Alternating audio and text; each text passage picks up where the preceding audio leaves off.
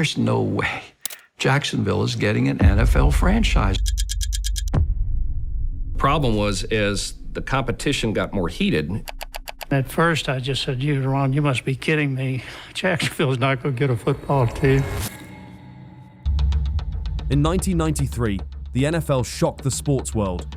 They awarded an expansion team to Jacksonville, Florida, a mid-sized city with no major sports history, over football-crazed metropolises like St. Louis, Baltimore, and Memphis. Was it a gamble, a conspiracy, or cold, hard business genius? This is the untold story of how Jacksonville stole the NFL spotlight and why the league never regretted it. To understand it, you have to rewind to a time when the NFL's expansion race was one of the most competitive bidding wars in sports history. By the late 1980s, the NFL was thriving. The league had just secured record-breaking TV deals, with CBS, NBC, and ABC paying unprecedented sums for broadcast rights. Franchise values were skyrocketing. The Dallas Cowboys sold for $140 million in 1989, an unthinkable number just a decade earlier. But Commissioner Paul Tagliabue saw untapped potential. The league had not expanded since 1976, when Tampa Bay and Seattle joined, and several fast-growing markets lacked teams. The NFL wanted to capitalize on booming Sunbelt demographics, Florida, the Carolinas, Tennessee, prevent rival leagues like the USFL or a potential new competitor from moving into open cities, increase TV revenue by adding new markets to the broadcast footprint. In 1991, the NFL officially announced plans to add 2 expansion teams by 1995, with a franchise fee of $140 million per team, the highest in sports history at the time. The competition for an NFL expansion franchise was fierce. Los Angeles, the biggest market in the country, without a team after the Raiders and Rams left, LA was the clear favorite. It had the media, the glamour, and the money. But it also had stadium problems, political disputes, and no unified ownership group. St. Louis, Missouri population, 2.5 million metro area, the city had football history, a strong corporate base, and a fanatical sports culture. But its bid was complicated by the looming possibility of luring an existing team instead of winning an expansion spot. Baltimore, Maryland. Population 2.4 million metro area. Still bitter over losing the Colts in 1984, Baltimore had passionate fans and political backing. The NFL respected the city's football tradition, but corporate sponsorship power was smaller than other contenders. Charlotte, North Carolina population, 1.5 million metro area.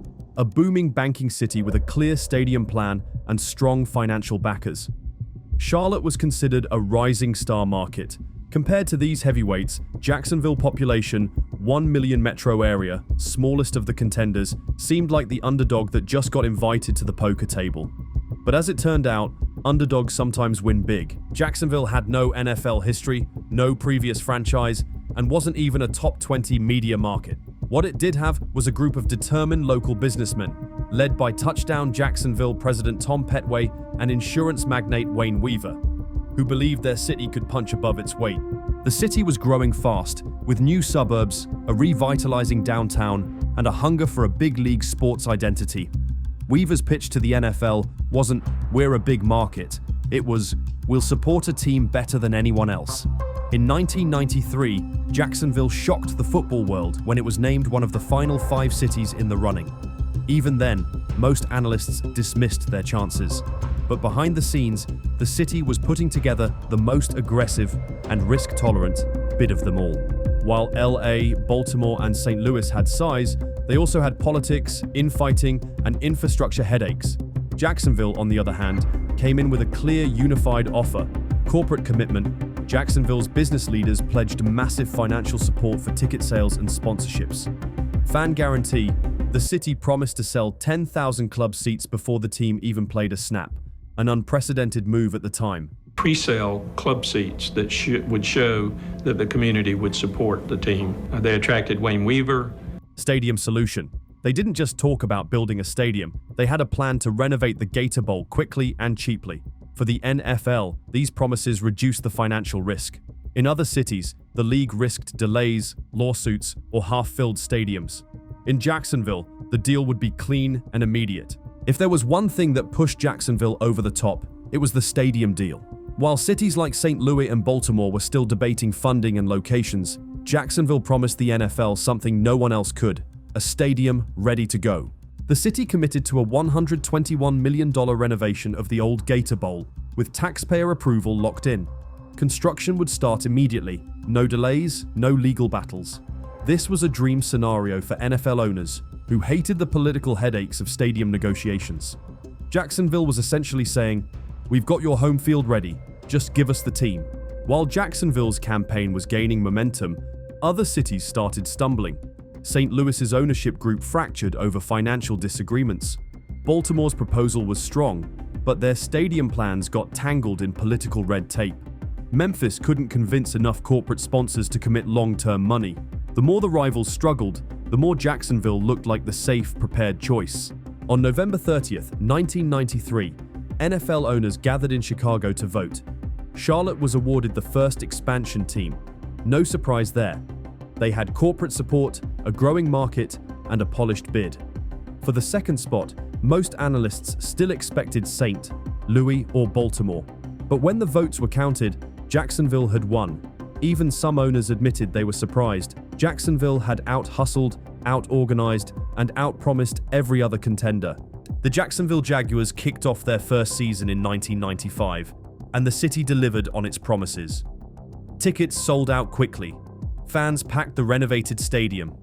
In just their second season, the Jaguars made it to the AFC Championship game, a feat that gave the expansion decision instant credibility.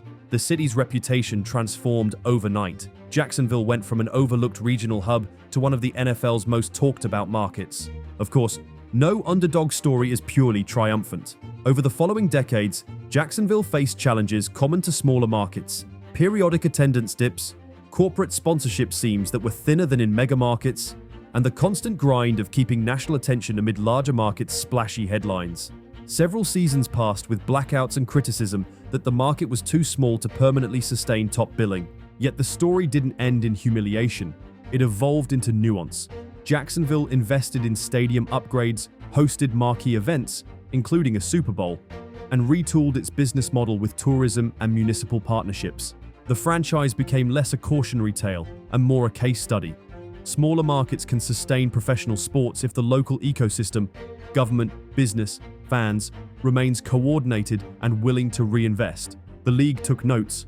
Subsequent expansion and relocation debates now weighed not only population and media market size, but political will, speed of delivery, and the reputational safety of a clean start. Jacksonville's early win nudged the NFL to value operational certainty more than theoretical market reach. Jacksonville's victory wasn't just about football. It was about proving that smaller united markets could beat bigger, divided ones. The decision set the stage for future NFL strategies. Stability and commitment often mattered more than raw population numbers. The Jaguars gave Jacksonville national recognition, created thousands of jobs, and put the city on the map as a legitimate sports town. And perhaps the biggest lesson, in the NFL, size isn't everything. Sometimes the league chooses the city that wants it most, and in 1993, nobody wanted it more than Jacksonville. If you liked this video, then click on the next one showing on the screen.